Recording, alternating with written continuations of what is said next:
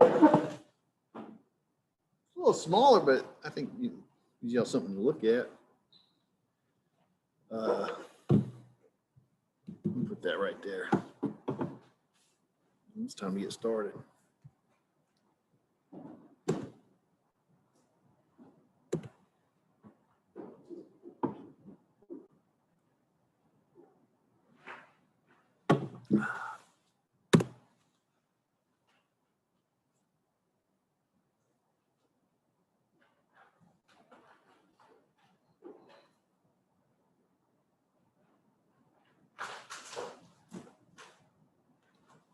This is how I'm going to be accommodated here. That's fine. It's comfortable. I get to sit down. I have to stand up behind a podium. Next thing you know, I'm going to be laying on a couch. I'm going to do it from my bed. Come on. Okay, I think it worked. I think it's working. You got 12 people waiting on me. Let them in and let them know there's a class going on. And let's see, there's that.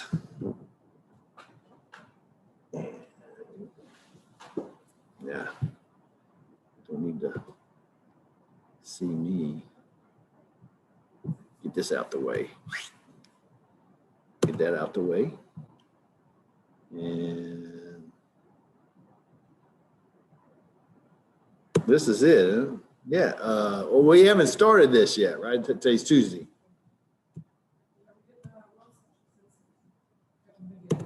We're starting it today, right? Okay. Well, let me see. Let me fix my display here. Ta-da, ta-da. Okay, that's good. I think I'm sharing. I think I'm recording. I think I'm doing everything except teaching. I'm a couple minutes late. Well, that's okay, I think. Good morning, everybody. It is Tuesday, March 16th, 2021. This is Biology 1160, Section 2. And let's see. Last time, Thursday last week, we finished up the nervous system. Now we're doing special senses. All right. And so here we go.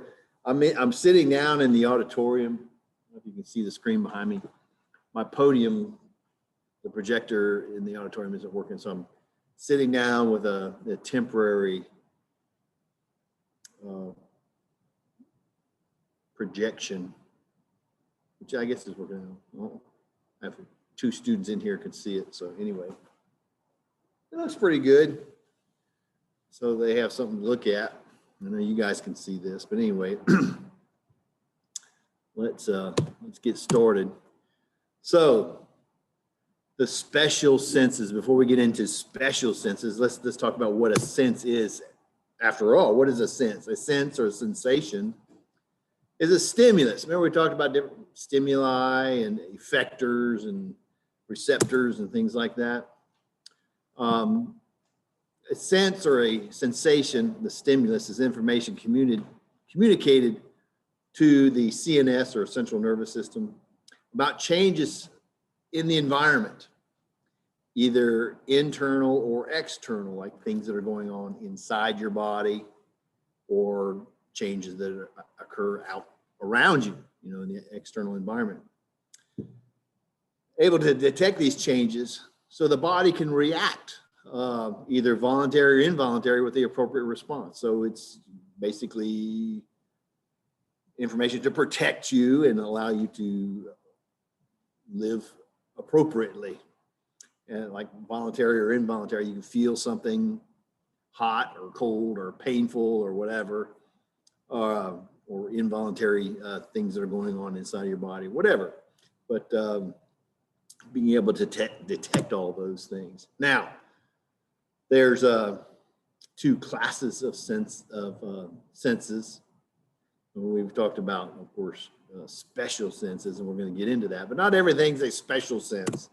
Everything else that's not a special sense is a general sense. All right. The first class I have of senses are just called general senses. Those are usually associated with the skin, muscles, joints, other organs like that. Basically, things you can feel and detect with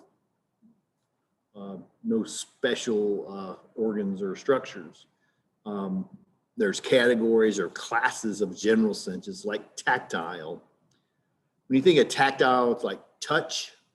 And so things like touch, pressure, stretch, vibration, all those things you can feel like that. Those are all tactile sensations. There's also temperature to distinguish between hot and cold and things like that. You know, that would be considered a general sense. And then, of course, there's pain. You detect pain, right? You don't really have pain receptors per se, but pain is information concerning tissue damage or excessive stimulation of something is like being stimulated too much. If there's too much heat or too much pressure or too much vibration or cold or whatever, you detect that, and of course that's like a red flag that you can risk tissue damage, and so you interpret that as ow, pain, so there you go. Those are all general senses. Now, what's a special sense? Well, special senses are special because they are limited to the head with specific sense organs innervated by specific cranial nerves. And what I've done is that I've listed them all just on one slide here. There's 5 of them. And we finished talking about, remember cranial nerves? Remember cranial nerves, those associated with the brain. Of course, you think they're all in and around the head and face and so forth. That's true. But I just kind of listed them here, the special sense, the cranial nerve associated with it, the stimulus, what's actually causing the impulse, and then the typical organ involved, okay? For example, and we'll talk about each of these in more detail and their structures associated with them. But the first special sense is smell, and we talked about cranial nerve number 1. Remember, cranial nerve number 1 is the olfactory nerve, and another word for smell is olfaction, and of course that's being able to detect odor molecules. And so odor molecules are basically chemicals. And so the stimulus would be chemicals, or you could refer to the nose as a chemosensory organ. That's just a fancy way of just saying something that can detect chemicals. And of course, the nose, I just put N-O-S-E, that's not really a special sense organ, because the nose, or what we call it when we talk about the respiratory system, we call it the respiratory aperture. Because the nose, you smell things with your nose, right? But your nose does a lot of other things. I think the reason that you have olfactory epithelium or olfactory capabilities in your nose is because it is what it is and where it is. I mean, it's dealing with air, and of course the odor molecules are going to be in the air. Okay, so we'll look at some structures and things associated with the nose and this special sense there. The second one, vision. Vision or sight, that's a special sense. And we talked about cranial nerve number 2. Remember that cranial nerve number 2 is the optic nerve that innervates the back of the eyeball. We'll see all that and look at the details of that. Of course, the stimulus for vision is light. You have to have light in order to see. And basically what your eyeball does is it detects the presence of light. And if you take like a physics class or a physical science type class, and you talk what is light, you talk about properties of light, light reflects off of things, and there's different wavelengths of light and so forth. But generally, I think it's accepted that light it consists of packets of energies known as photons, and photons are kind of like particles that behave like waves. I don't know. It's pretty confusing. But whatever light is, however you want to define it, your eyes can detect it, and it creates a once the cranial nerve is stimulated by these photons of light, it sends impulses to your brain, and your brain gives you the impression that you're seeing something. That's something that it's pretty deep when you think about it, because when you're looking at something and you're thinking you're seeing something, that's exactly what it is. You think you see something, you know. Is it really there? You know, you talk about the uncertainty principle, because you know, light travels at a known speed and so on and so forth, and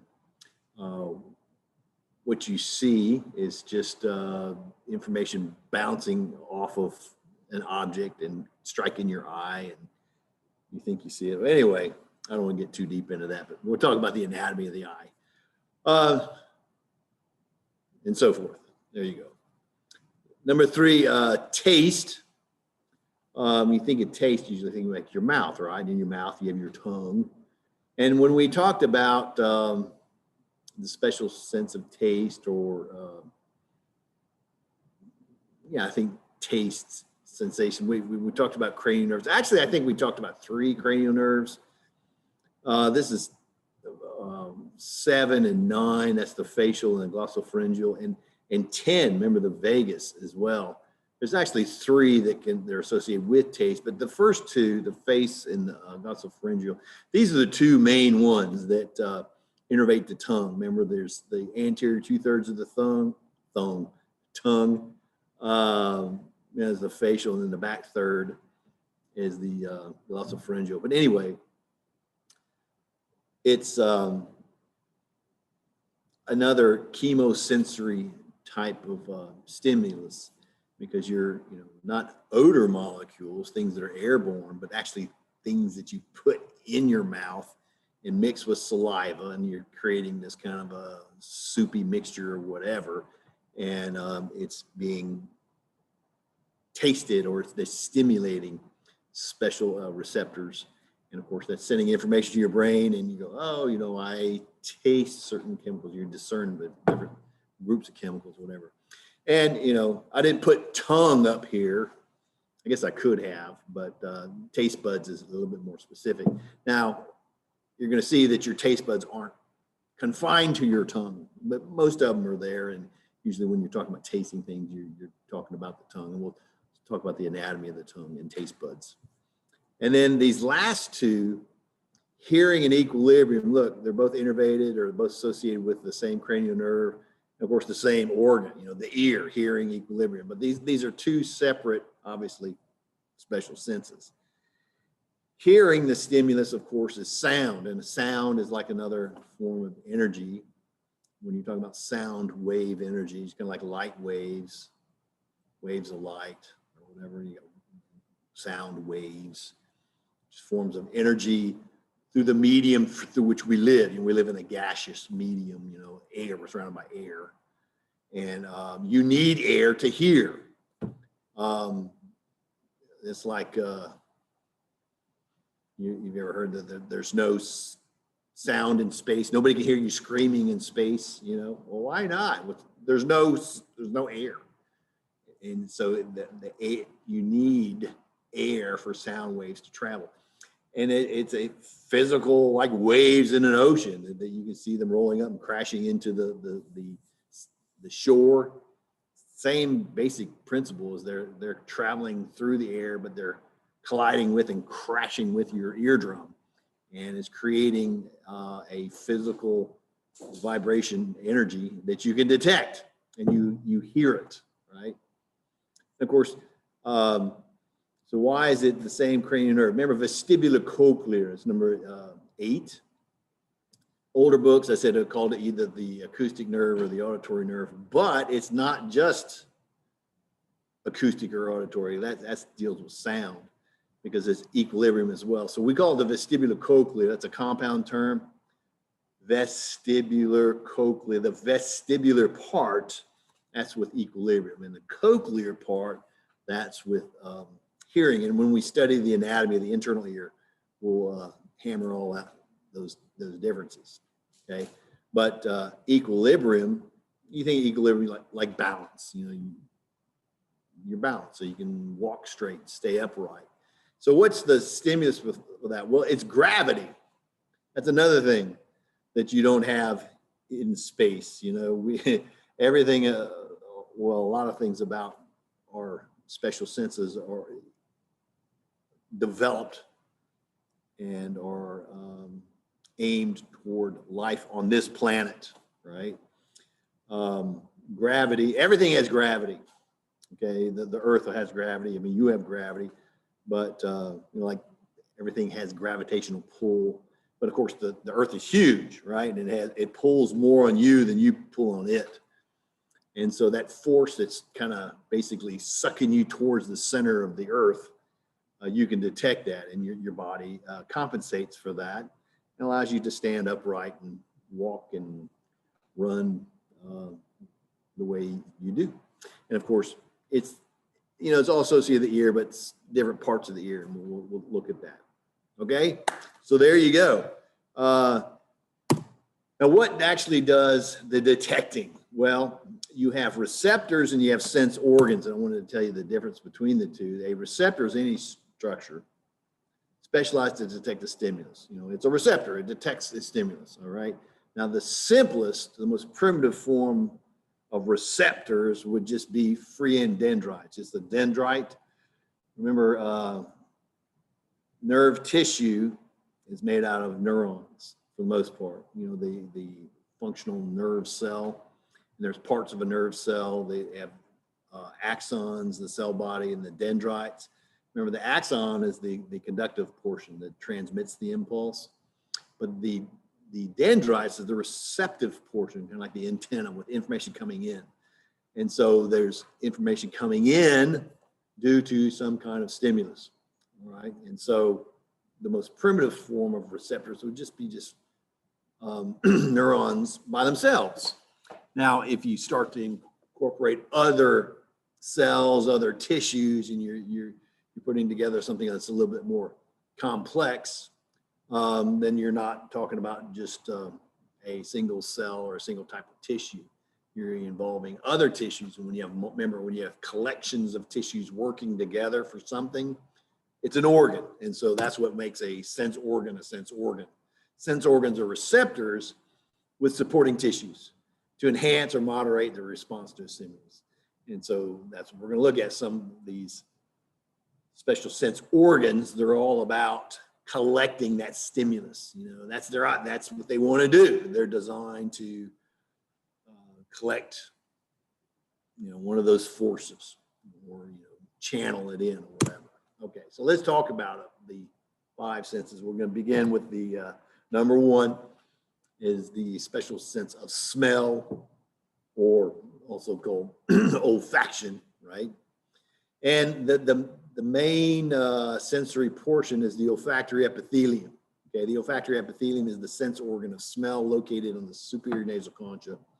Of course, it functions as a chemoreceptor. I want you to understand what you're looking at right here. This is a sagittal section looking through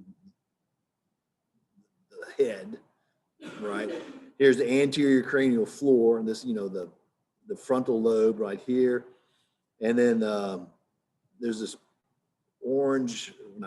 was a yellow or golden colored track of the brain. It's actually like continuation of the temporal lobe. It's coming up, and it stops right here. This little swollen area. There's 2 of those, one on either side of the crista galli, which is, you know, that top part of the ethmoid bone. And remember that plate of the ethmoid bone, it's called the cribriform plate, and it's penetrated by a bunch of little holes. and descending down through those holes are the fibers associated with the olfactory nerve. So that's what you see right here. These are branches of the olfactory nerve coming down and innervating this portion of the nasal cavity. So this, nasal cavity on this side, cranial cavity on this side. And so you're innervating, this part. Now I say the superior nasal concha. Remember that there's 6 turbinate bones, the conchae, superior nasal, middle nasal, and inferior nasal conchae. Well, pretty much all of the innervation occurs right here at the superior nasal concha, which if you look at it, it's not very big. Of the 6 turbinate bones or conchae, these are the smallest ones. And so if you think about it, that's not a lot of surface area to be innervated by this chemosensory tissue, which is to detect odor molecules. And it's really not.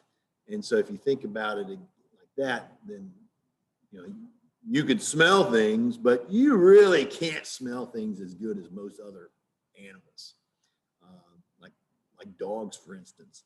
If you look at the nasal cavity of a dog, our nasal cavity is pretty pathetic. You've got a flat face, pretty much. A dog and most of the mammals have a long, drawn-out face or a rostrum, and most of that surface area is innervated by olfactory epithelium. That's why they can smell so much better than a human. I don't know if it's 100 times or 1,000 times, but it's a lot better. They can detect,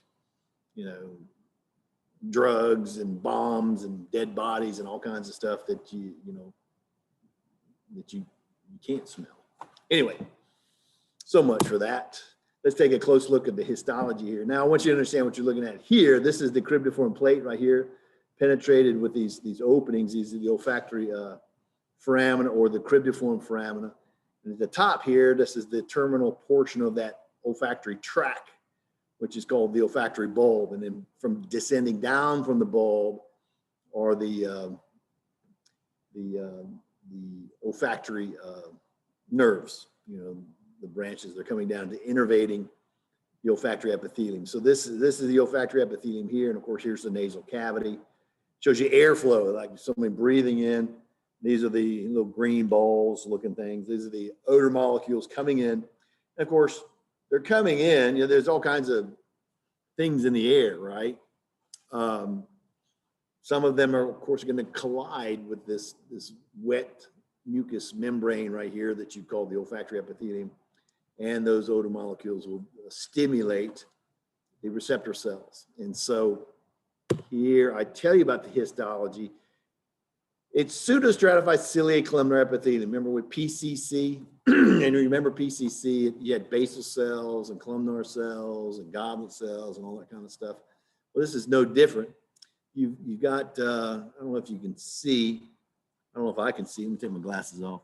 Yeah, right there, looks like a little basal cell. Maybe there's one right there. Look, it's here they say supporting cell, basal cell, it's the same thing. The basal cells are usually, wherever you have PCC for that matter, the basal cells are usually the undifferentiated cells. They grow and usually develop into a supporting cell or a ciliated cell or something like that. But then you have the long, tall ciliated cells. Those are the supporting cells. And then the actual functional cells, the yellow ones, those are the actual olfactory receptor cells. Those are the neurons. And their dendrites are suspended out here in this mucus layer. It says olfactory hairs. It's not really hair, but it's basically the dendrites, right? And that's what would be stimulated by the odor molecules. Okay. So I'll give you a little bit more detail about them. The olfactory receptor cells, they have dendrites from the olfactory cranial nerve, cranial nerve number 1. They're directed through the cribriform plate of the ethmoid to the olfactory bulb. That's what this big thing up here is. Through which it turns and tracks to the temporal lobe of the cerebrum. Remember back when I was talking about the thalamus, when we said that all special senses synapse at the thalamus before being disseminated to different portions of the cortex, except this one. This one bypasses the thalamus and goes directly to the temporal lobe. That's why. So there's that. Oh, and one more thing. I got some stuff in my way here. The olfactory glands. If you look carefully, you can see these blue structures right here, which are just mucus glands. The olfactory glands produce mucus to dissolve the odor molecules, and they continuously replenish and the covering of mucus for new odors. That way you don't just sometimes have you ever had that condition where you smell something, you can't get that smell out of I can't get it out of, and you, I don't know, drove past a dead skunk or something like that, and you can't get that smell at your nose. But usually odor molecules will be, washed away.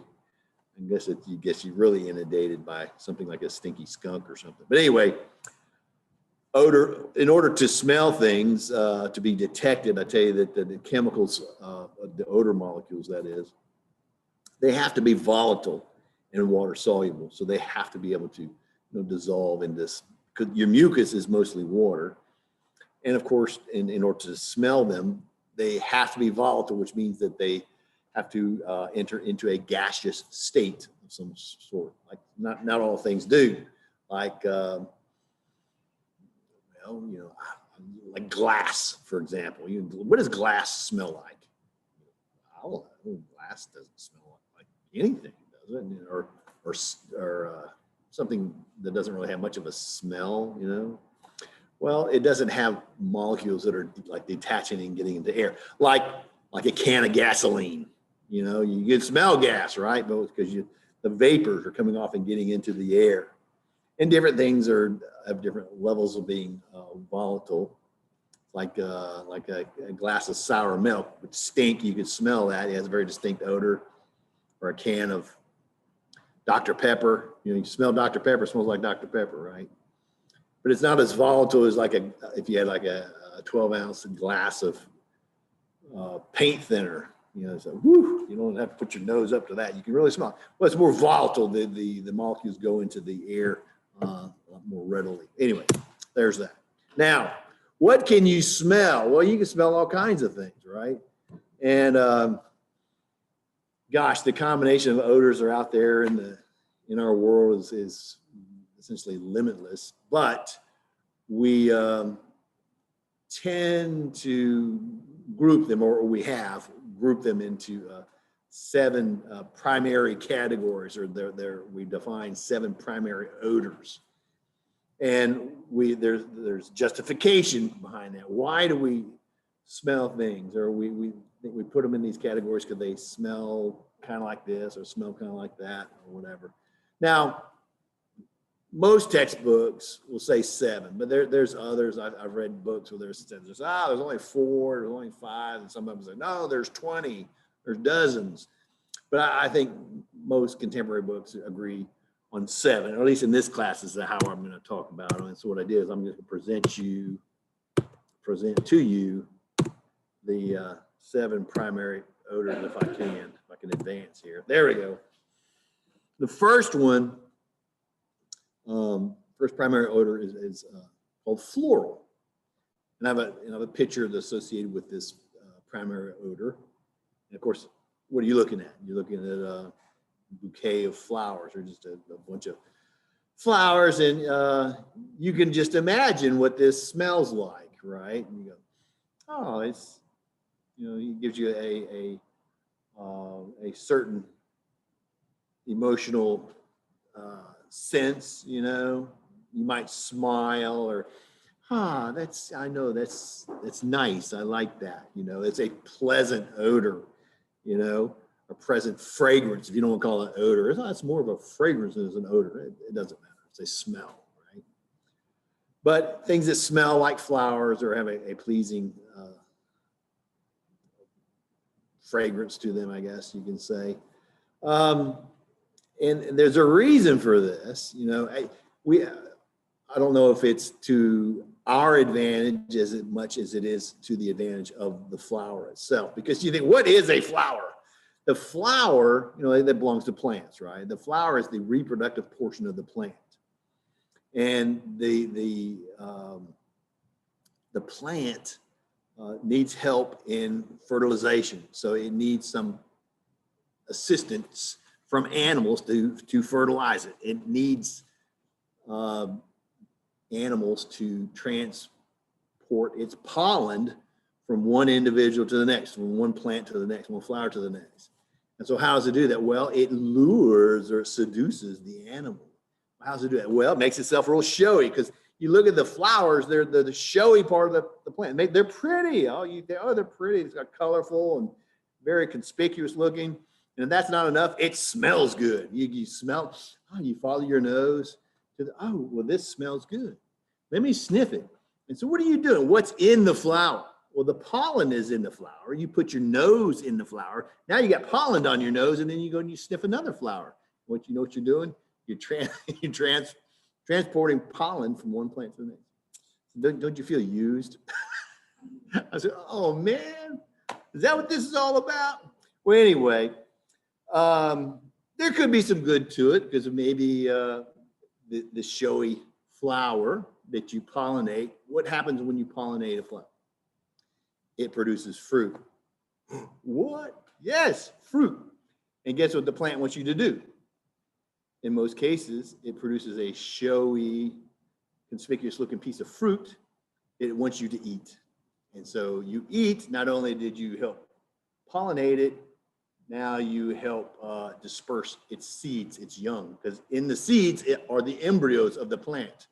And you eat it, and you swallow it, and you walk off, and you go poop somewhere.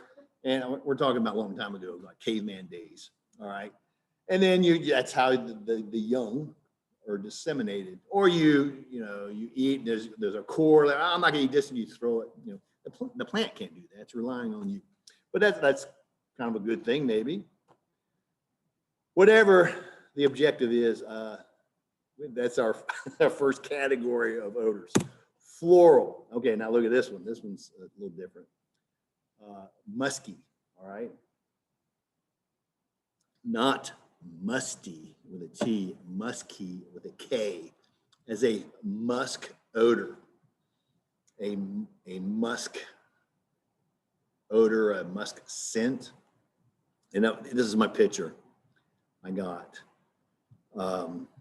This is an old fragrance that was used back in the day. A little bit before my time, but not by much, because I had older brothers and they used to douse themselves with this stuff back in the disco era.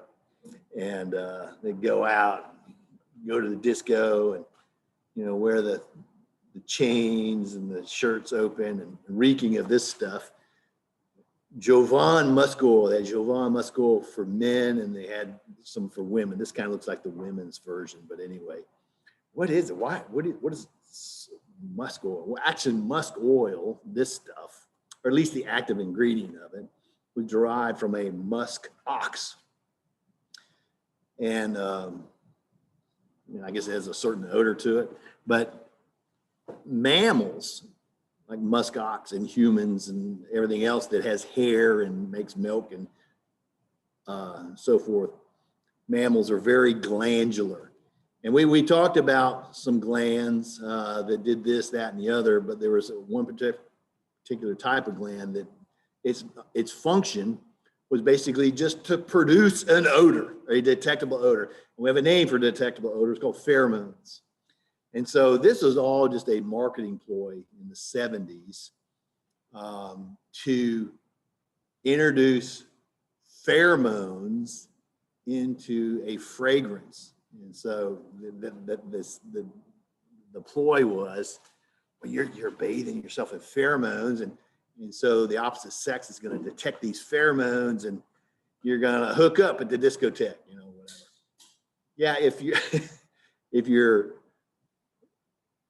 you're seeking out a musk ox, maybe a discotheque to be overrun by cattle or something. I don't know. This was a thing back in the day. But anyway, mammals in general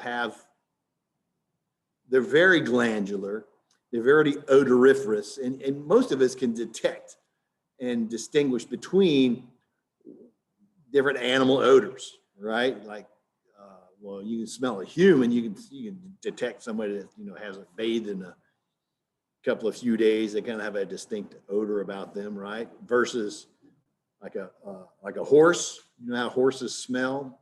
You ever been to a horse born? Or do you think you can just detect a horse trailer versus a trailer that was hauling cattle? Cows smell different than horses, and horses smell different than pigs. And then those three smell different than humans. And of course, they smell different than skunks and weasels. And, they all have a distinct smell about them. And they're pheromones, they're detectable odors. And of course, this stuff doesn't smell like a skunk, but that category of odor, musk odor, is it's a valuable detectable odor. It's a pheromone, and so that's what it's all about. Anyway, and we talked about true sweat glands, false sweat glands, etc. And it kind of falls into that category. All right. So floral, musky, what else? Oh, this is totally shifting gears right here. Camphorous is the third smell or the third primary odor. Things that have a camphorous odor. And you're like, what does camphorous smell like? Well, there's actually a tree that's from Asia somewhere that's been naturalized in the South of Louisiana called a camphor tree. It's a broadleaf evergreen tree. Kind of looks like a sassafras tree, except the leaves are kind of entire. But they keep their leaves year round. But if you pick the leaves, particularly like in the early summer, and you crunch them up and smell them, there's a very distinct odor about them. It's a camphor odor, camphorous tree. Of course, that's where the odor gets its name, camphorous. And what does it smell like? Well, I got a picture of this stuff. This is like an old school over-the-counter cure-all remedy, salve, ointment stuff. Have y'all ever heard of Campho-Phenique?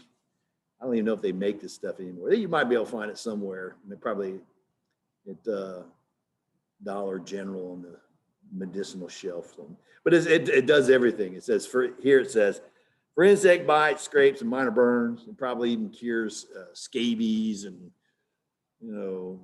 acne and sunburn. Yeah, I don't know, but it has a very distinct odor. It's kind of, if you don't know what this smells like, it kind of smells like. I think most people know what Vicks Vapor Rub smells like. That Vicks kind of smell, or Hall's Mentholyptus. The Hall's cough drops. All these things that kind of like, kind of clear your sinuses.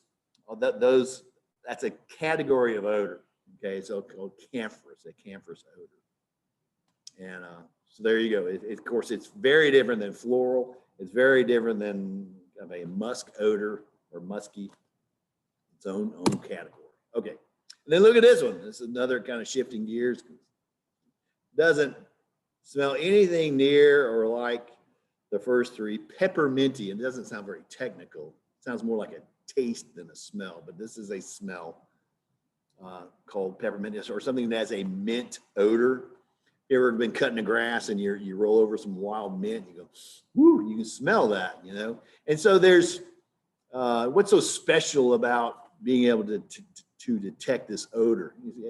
It's kind of mysterious, but there could be some advantages too, because it's been found out fairly recently that mint, it comes from a plant, right?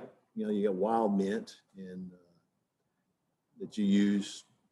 And then they have domestic mints that you harvest to, make things like peppermint and so forth. But anyway, it comes from a wild plant. And there's indigenous mint or native mint species in North America.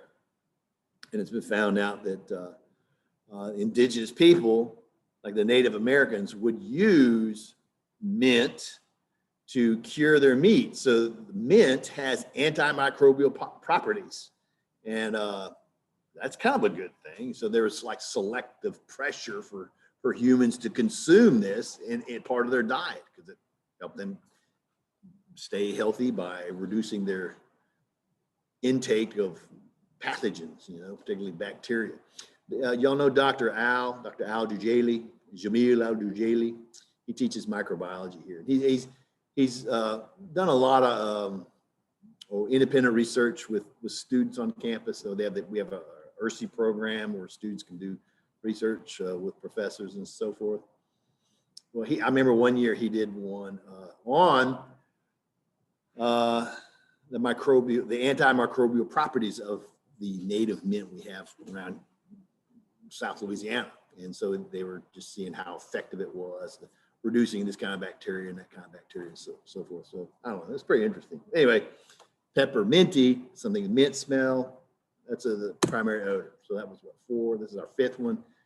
Ethereal, something that smells like ethyl alcohol or any kind of alcohol-y smell. That alcohol has a very distinct odor about it, like gin or vodka. I think most of people know what that kind of smells like, right? Anything that's, alcohol is from fermented sugars. And, it's like a byproduct, and you can smell that. And then, so what's the selective pressure or advantages for being able to smell alcohol? Well, I don't know, maybe it just kind of went hand in hand with humans. When we learned how to start making our own alcohol, boy, that was the thing that caught on. Most people assume that the oldest beverage, man-made beverage is wine, because you think, it's like in the Bible, the Bibles are old, and, they talk about wine. They don't talk about beer or tequila in the Bible, do they? No.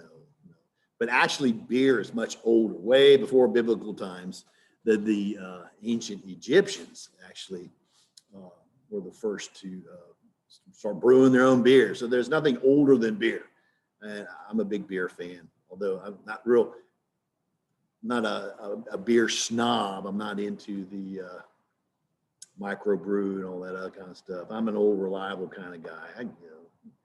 Just a good old American lager beer is good by me. But anyway, beer is like a lot of things. It's probably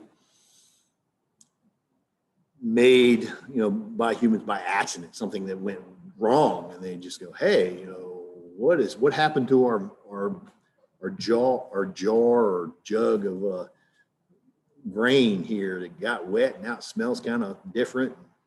I don't know, let's drink it. Hey, and then before you know it, they had a kegger going on. Anyway, so this is 6, pungent. Now I have the etymology of the word pungent, like what it literally means. It means stinging, like stinging. It's like if you think of a sharp odor, like a really, stinging type of odor or smell. And look at my picture I have right here. What is this? This looks like a bunch of spices, doesn't it?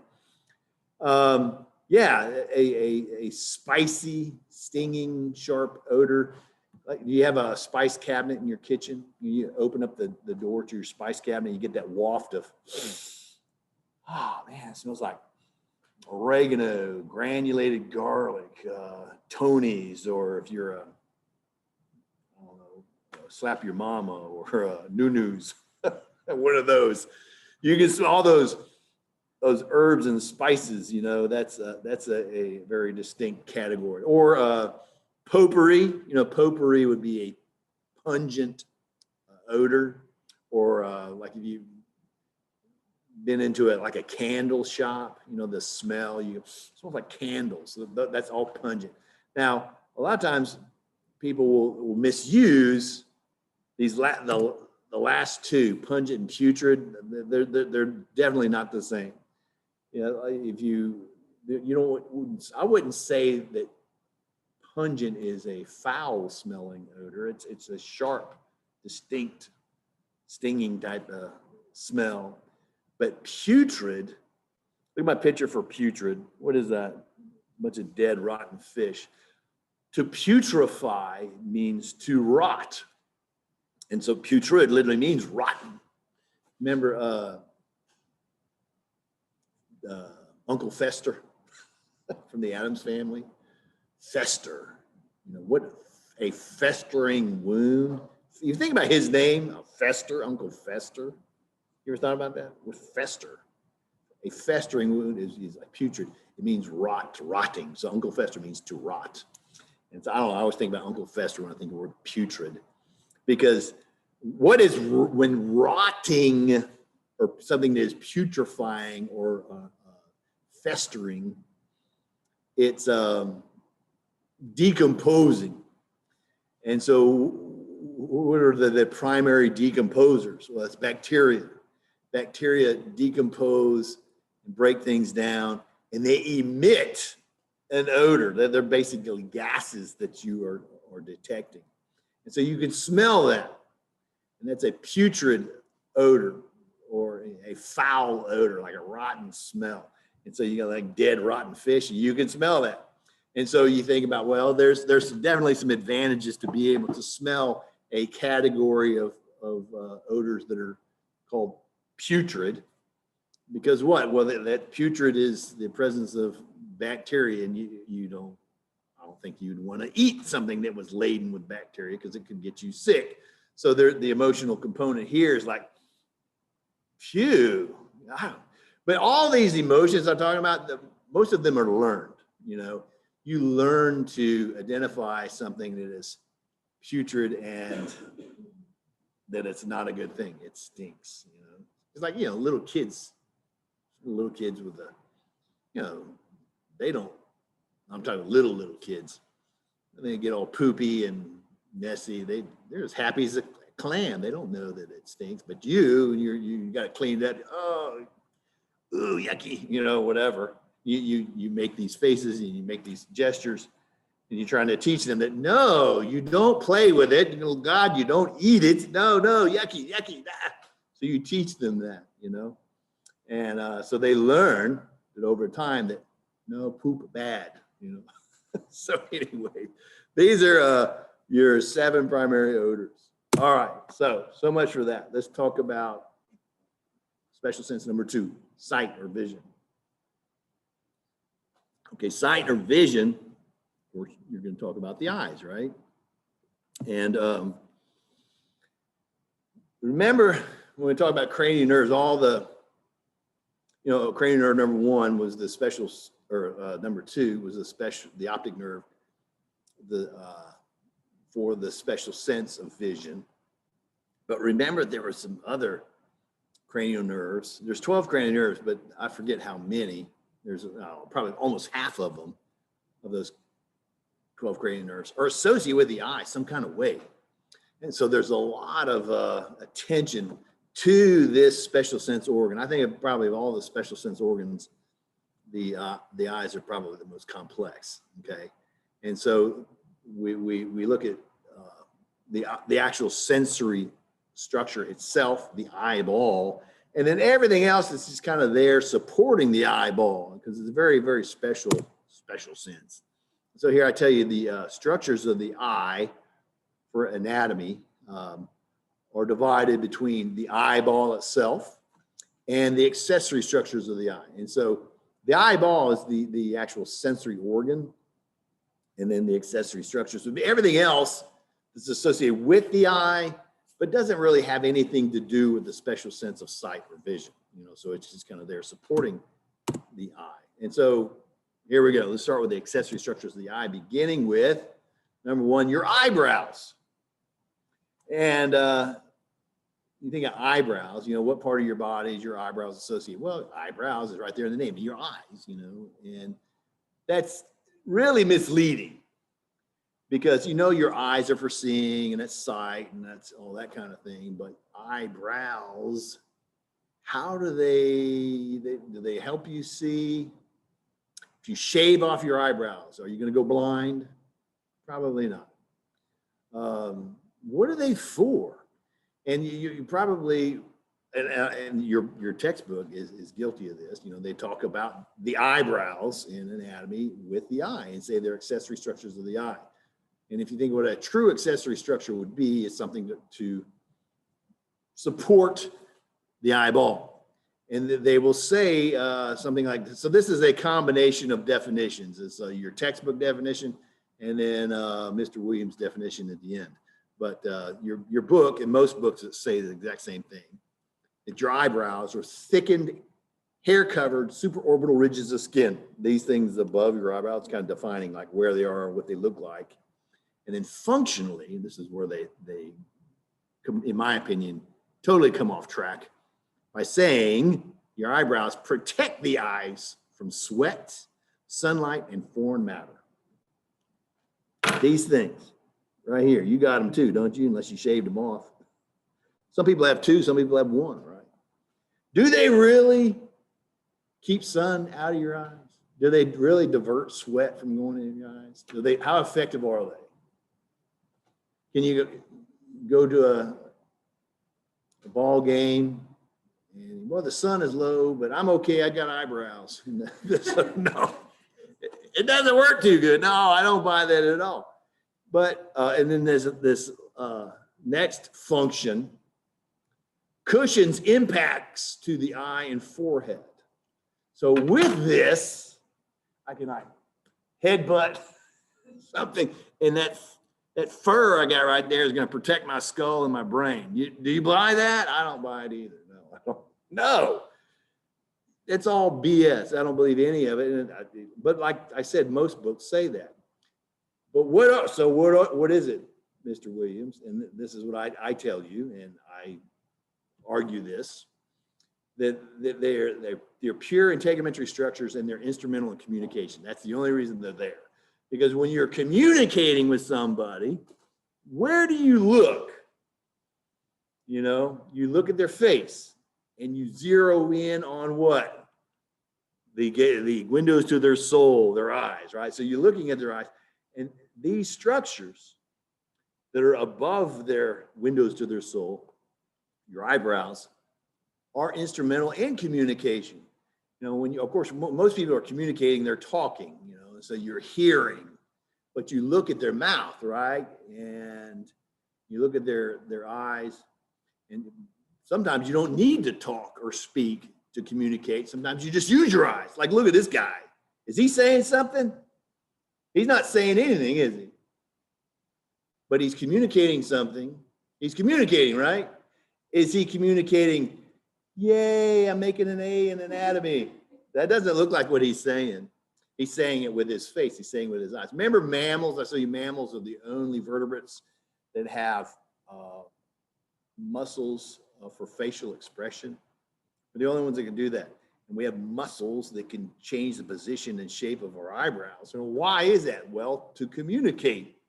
You know, because this guy, he doesn't look like he's happy making an A in anatomy. He looks like he's oh Lord, I'm gonna have to repeat this course. So I'm sorry. But anyway, I just couldn't help myself. And I'm not sure what she's doing. She's like saying, look at me. I'm trying to communicate with you. See, look at my eyebrows. And then this one, she's just ornamenting her facial ornamentation with some cheap jewelry. Anyway, but it's all, you know, drawing attention to your face. And that, of course, that's why anybody does anything with their face.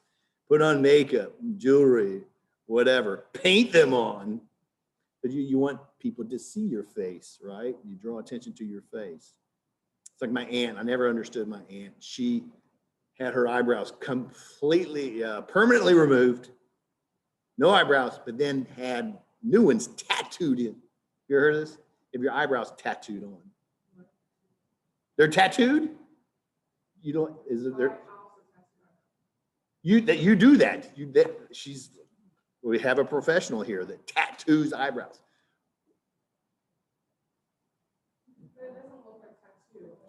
But you have hair too. It just makes them darker. So you really like a tattoo, like a.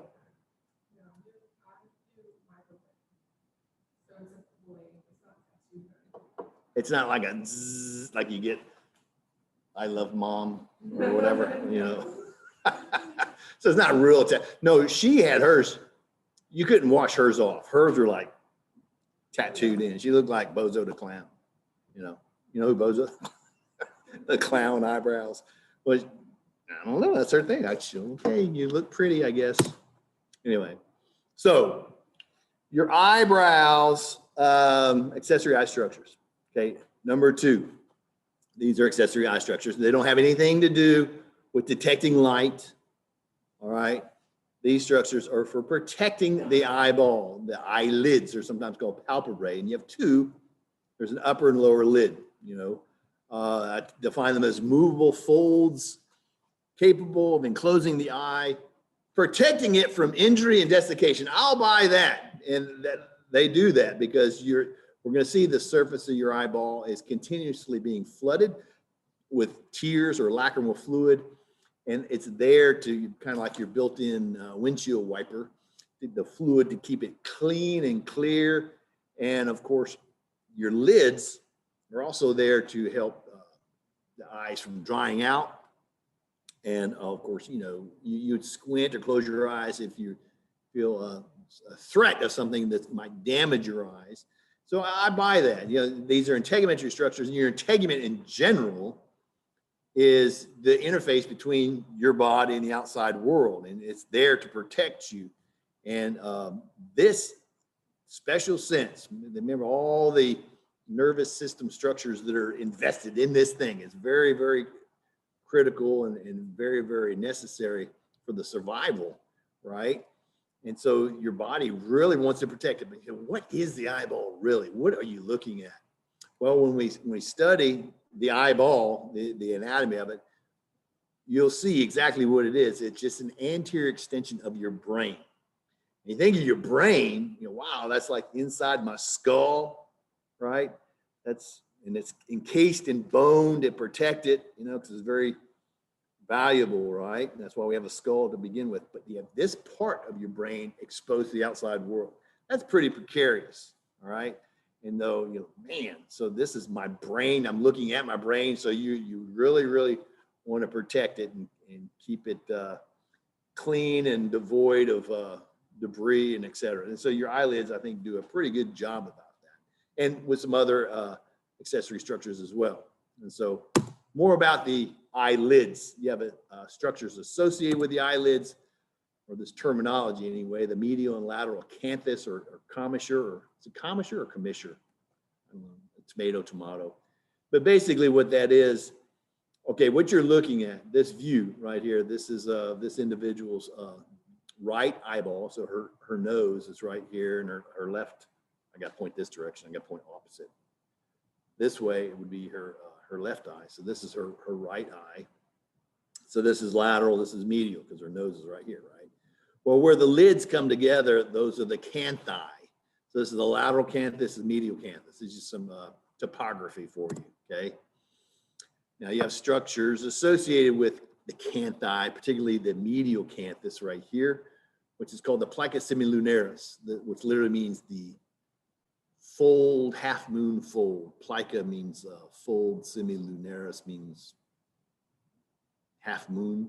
And it kind of looks like a little half moon right there kind of thing. What is that? See that little pink thing in the corner of your eye? You don't have one outside here. It's only right in here. What that is, all vertebrates have one of these. Technically, all vertebrates have 3 eyelids, a superior, inferior, and medial. This is your medial eyelid. We don't call this a medial eyelid. We call it our vestigial nictitating membrane. The third eyelid is in most other vertebrates, is a nictitating, like sweeping membrane that closes over the surface of the eye, so it protects the eye. You may have seen this present in like a dog or a cat. Have you ever seen like a dog that's kind of halfway sleeping? Its eyes are kind of partially open. And this nasty looking red thing that's kind of covering his eye. Well, that's its nictitating membrane. And apes don't have one. And we lost ours for some reason. Because I guess it was kind of gross. It was freaking us out. Oh, what is that thing on your eye? It looks like some kind of space creature or something. Anyway, ours is reduced to just this. It doesn't move anymore. It's just kind of stuck right there. And it's just vestigial. Now, it is a integumentary structure as part of the integument. And accompanied with it, you'd have the glands and ducts and so on and so forth. So usually on your plica semilunaris, you have a lacrimal caruncle. These are not the same thing. The lacrimal caruncle is on the semilunaris. So you've got this additional little bump or bumps that are on top of the plica. Is known as the lacrimal caruncle. Lacrimal means tear. Caruncle, carn, like a carnivore is something that eats meat, right? And so caruncle is diminutive. It means little meaty thing, little fleshy thing. So you got this little fleshy mass right there on top. You know, what is that thing? Well, it's a vestige of all the integumentary glands that are associated with was once a functional third eyelid. And so it's sebaceous glands and sudoriferous glands. And it doesn't really do anything. Like it's left over. I guess the most notable thing it does is it produces sleep in your eyes. So your eye boogers, you know, in the morning you got stuff in the corner of your eyes. Where does that come from? Well, a couple of places, you know, like if you analyze what's in sleep, most of the material are the secretions from the lacrimal caruncle. But it also can include, again, debris that's pooled up in the medial canthus due to the drainage. Because when we study the lacrimal apparatus, the apparatus associated with tear production and removal, we'll see that the tears always drain towards the medial canthus. And so it's kind of like the culvert in your yard, you know, after a storm, you get all the stuff that's kind of draining towards it. You get sticks and debris and beer cans or whatever, they're all going to get stuck in the drain. And so that's kind of what's going on here. Anyway, those are associated eyelid structures, all right? Another is a muscle, a skeletal muscle called the levator palpebrae superius muscle. Of course, here's your upper eyelid right here, and this is a section through it. Here's upper lid, lower lid, and you can see associated with the upper lid, the skeletal muscle that's inserting on the upper lid. You notice there's not one down here, just at the top. Levator palpebrae, which really means lifting palpebrae, the eyelid, superius, which means at the top. So it lifts the eyelid. You know, I'm just kind of interpreting that for you right there. So I tell you, it's within the larger, more movable upper lid. Functionally retracts the upper eyelid.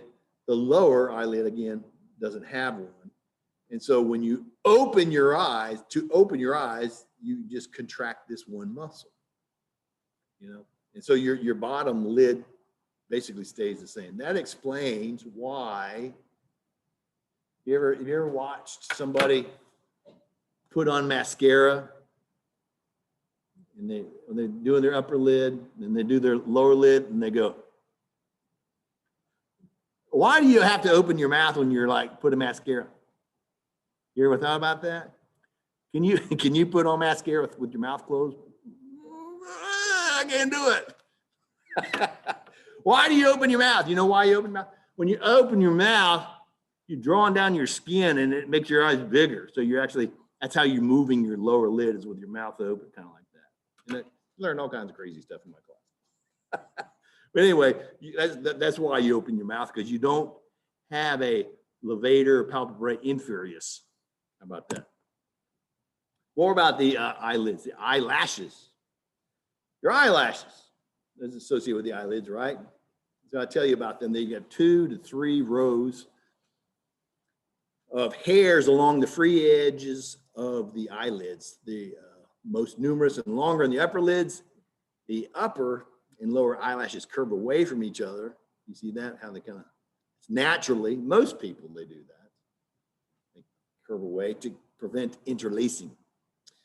Functionally, the eyelashes act as strainers to divert foreign matter from the eyes. I'll buy that. You know, yeah, this is windy out, and you can kind of look through your eyelashes. You know, it's kind of keeping stuff out of your eyes. Because most mammals have eyelashes to some degree. Not all of them, but most of them do. But only mammals would have these. Because remember, eyelashes and eyebrows, that's hair, and only mammals have hair. And so there they are. And like I said, most of the time they do curve away from each other, but that's what they're supposed to do. But some people that have you ever seen them, it's kind of unnerving to see someone who doesn't have curved eyelashes. Some of them curve a lot, but have you ever seen them when they stick straight out? That's kind of unnerving, isn't it? I had when I was in college, my trig teacher, it's like I couldn't look at him straight because his eyelashes stuck straight out. It's going to bother me.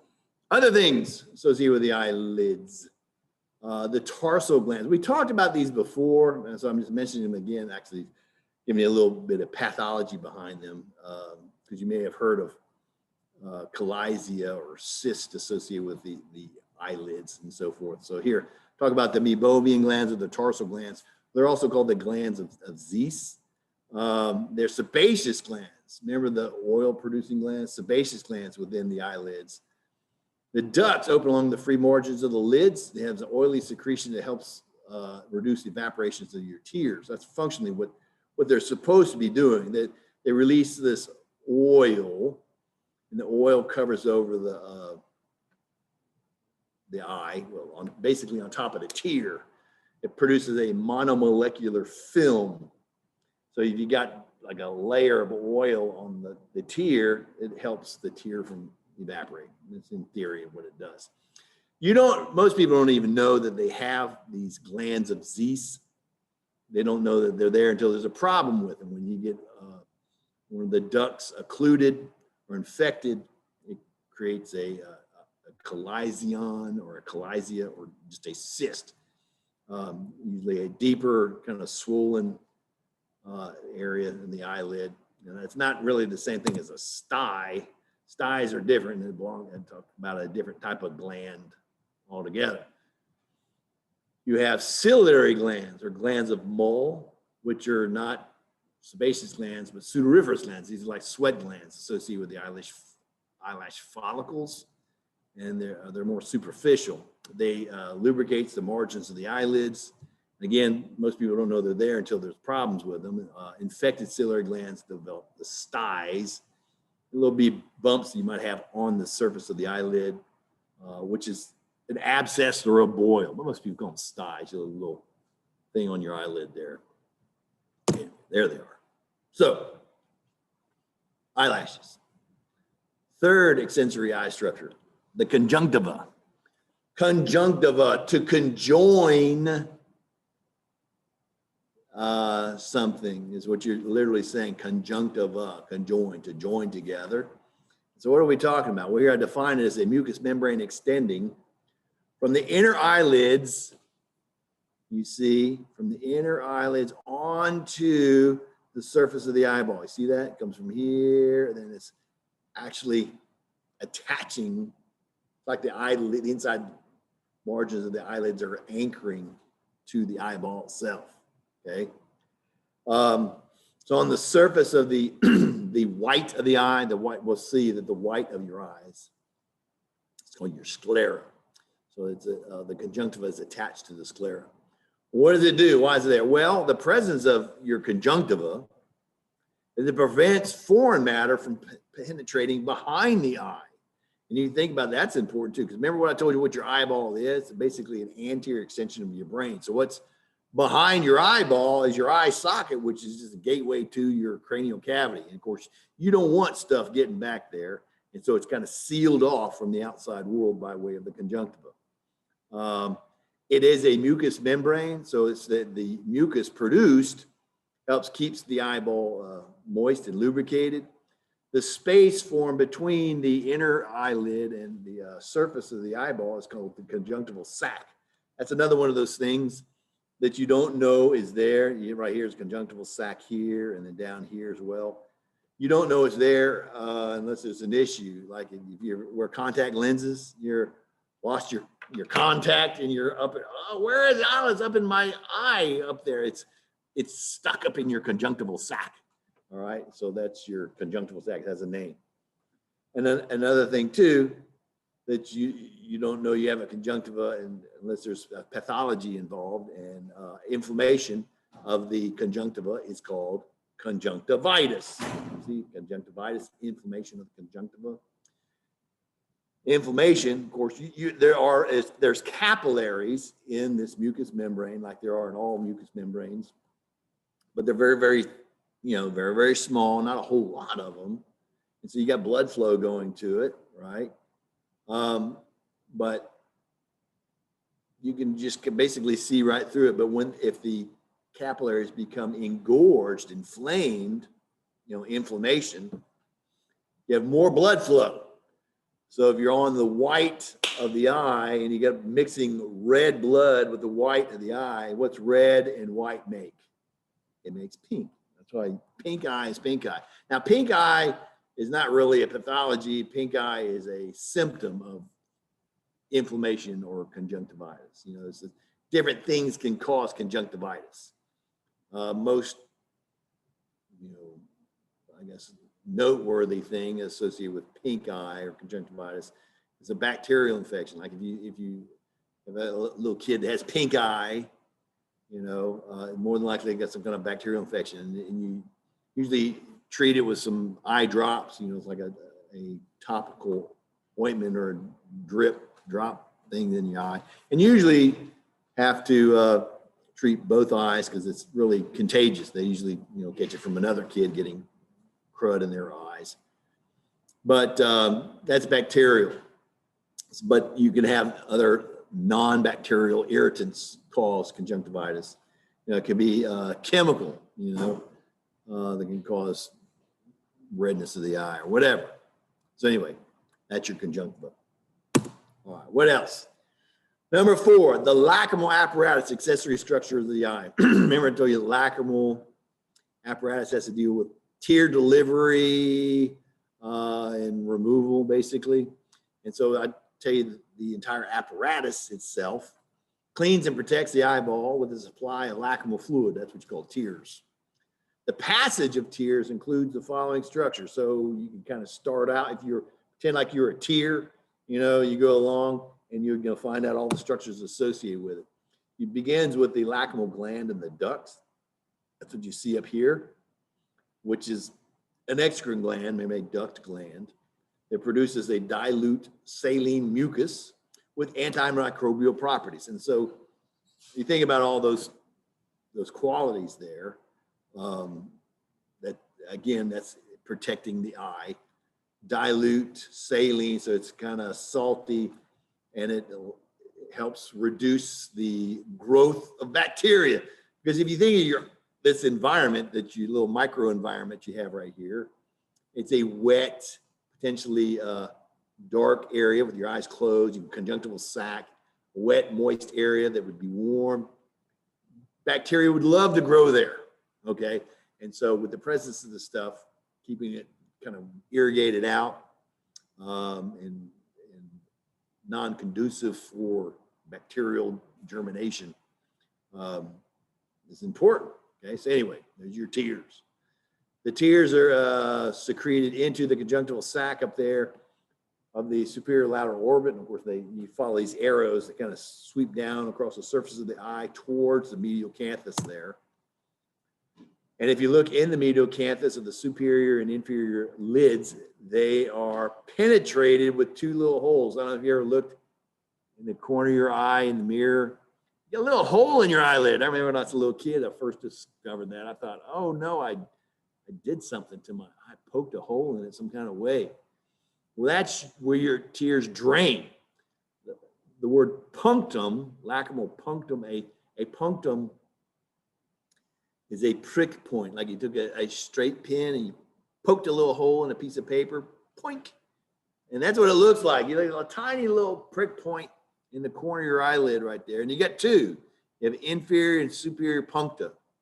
And I tell you that there's small openings on the eyelids and the medial canthus for tear drainage. And of course, what do they drain into? Well, each puncta drains into a lacrimal canal. So you have a superior lacrimal canal, inferior lacrimal canal, draining the tears away from the medial canthus towards a common collecting chamber right here, known as the lacrimal sac.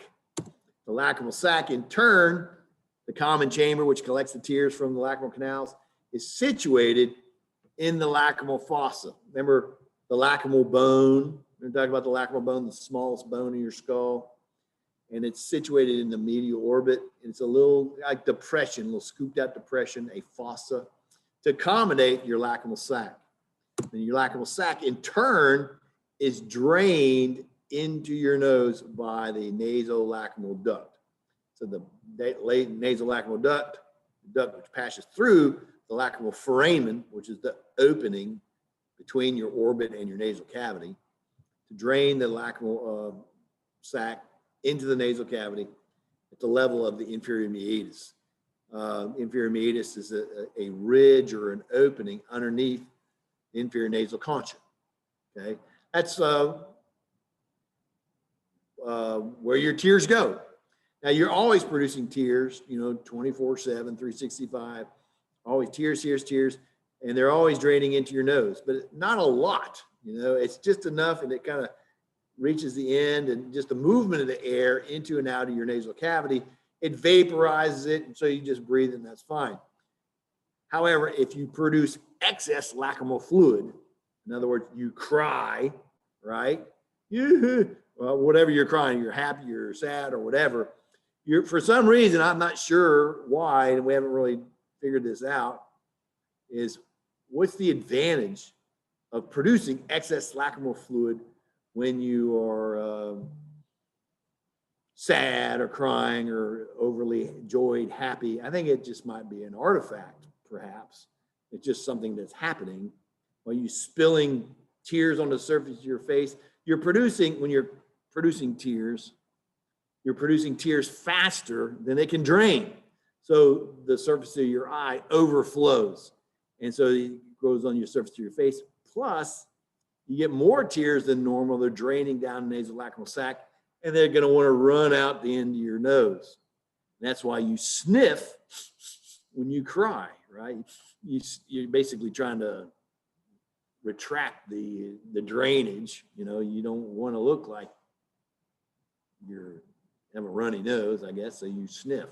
So that's what that's all about. Okay, well, this is a great place to stop because I got a lot to say about number 5, the extrinsic eye muscles, but I'll talk about those Thursday, and we'll probably get close to finishing this up. Maybe not. Yeah, an hour and 20 minutes I might. So that's good. Any questions? This big crowd I got today. No eyebrow questions or anything. So, okay, I will see you guys Thursday. Adios.